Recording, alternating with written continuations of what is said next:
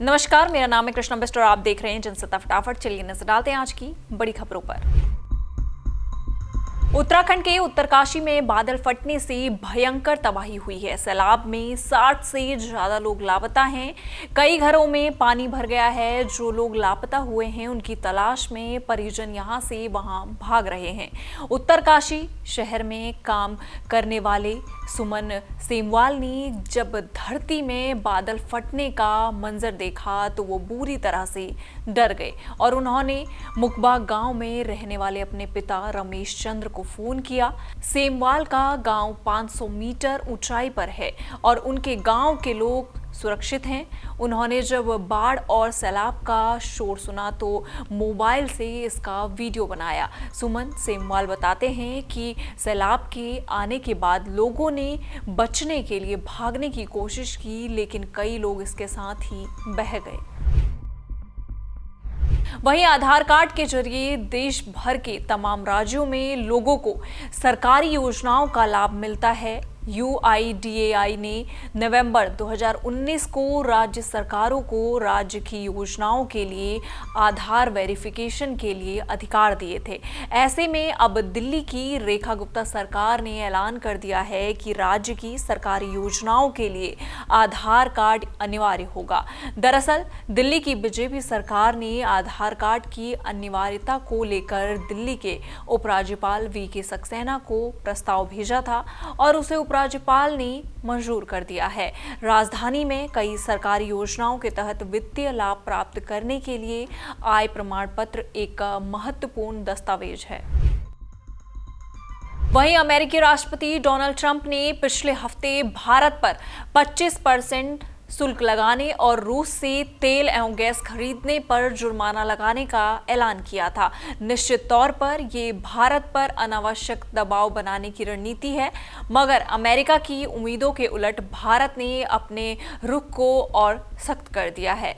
स्पष्ट कर दिया है कि जब राष्ट्रहित का मामला हो तो कोई बाहरी दबाव मजबूत इरादों को लक्ष्य से डिगा नहीं सकता। भारत ने साफ कहा कि रूस से तेल खरीदने के लिए शुल्क बढ़ाने की चेतावनी अनुचित और अव्यावहारिक है। यही नहीं, भारत ने दुनिया के सामने इस बात को भी उजागर किया कि अमेरिका इस तरह दोहरे मापदंड अपनाकर अपने हितों को साधने की चेष्टा कर रहा है। असल में इस तरह का प्रयास किसी भी देश की राष्ट्रीय संप्रभुता पर अतिक्रमण और उसके आंतरिक मामलों में हस्तक्षेप करना है। दूसरी ओर रूस ने भी अमेरिका के इस कदम को वैश्विक दक्षिण देशों के खिलाफ नव उपनिवेशवादी नीति करार देकर और इन देशों के साथ सहयोग बढ़ाने की इच्छा व्यक्त कर साफ कर दिया कि अब दुनिया बहुध्रुवीय व्यवस्था की पक्षधर है। डायरेक्टर मोहित सूरी की फिल्म सैयारा ने बॉक्स ऑफिस पर इतिहास ही रच दिया है। इस मूवी के जरिए आहान पांडे और अनीत पड्डा का इंडियन सिनेमा के इतिहास में ऐतिहासिक डेब्यू हुआ है।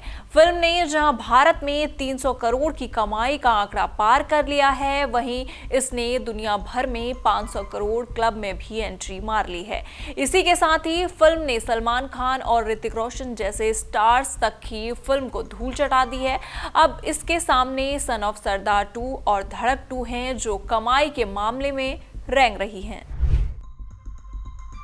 वहीं भारतीय रिजर्व बैंक यानी कि RBI की मौद्रिक नीति समिति MPC की बैठक आखिरकार आज 6 अगस्त को अपनी 3 दिन तक चले विचार विमर्श समाप्त होने के साथ गवर्नर संजय मल्होत्रा ने सुबह 10 बजे प्रमुख ब्याज दर पर फैसला सुना दिया। भारतीय रिजर्व बैंक यानी कि RBI के गवर्नर संजय मल्होत्रा बुधवार को चालू वित्त वर्ष की तीसरी द्विमासिक मौद्रिक नीति की घोषणा की और इसमें कोई परिवर्तन न करते हुए 5.50% पर स्थिर रखा है।